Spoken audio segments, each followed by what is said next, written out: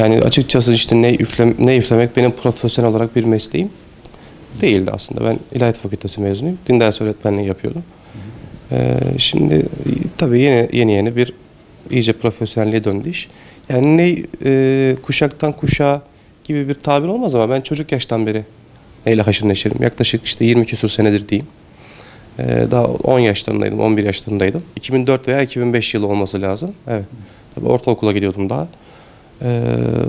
O zamanlar işte neyle bir tanışmamız oldu. Rahmetli İbrahim Benlioğlu, Neyzen İbrahim Benlioğlu'nun talebeliğini yaptım.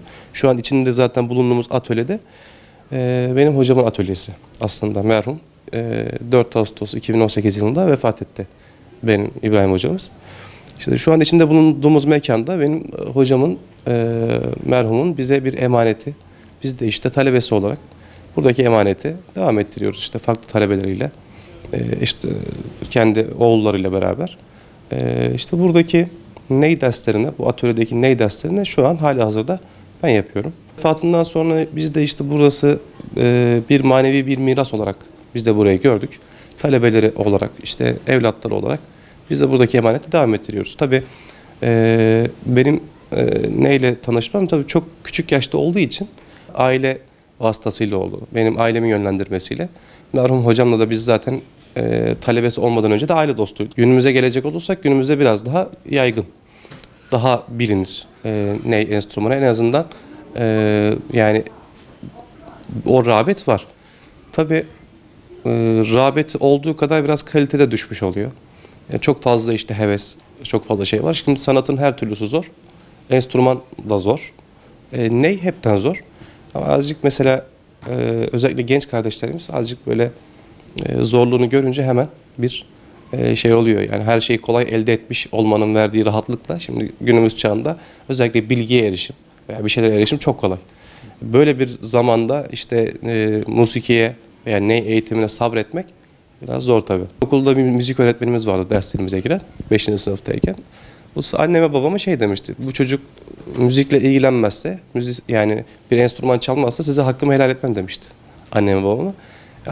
Özellikle annem zaten çok istiyordu benim ney üflememi. Yani babam da çok isterdi ama hani annem çok daha isterdi böyle.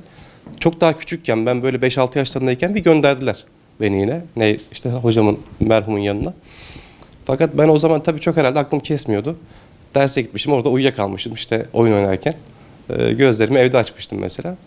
Daha sonra kendim istedim bu sefer. Tabii yine ailenin telkini oldu tabii.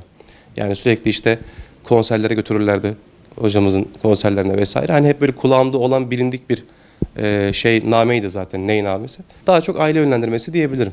Yani bir şeyden etkilenip de ben hadi ney üfleyeyim demedim açıkçası. Hani Bursa'da mesela, Bursa için söyleyebilirim.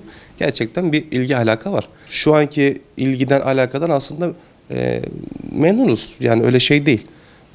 Yani bir kenara atılmış, unutulmuş bir şey değil. Şu an bir ilgi alaka var. Gençlere tavsiyemiz bir sanatla uğraşsınlar mutlaka. Ki büyüklerimiz mesela hep söylerler. Veya böyle büyüklerimiz derken işte böyle iyi hatırı geçen, işte sözü geçen hocalarımız mutlaka bir güzel sanatla uğraşın derler mesela.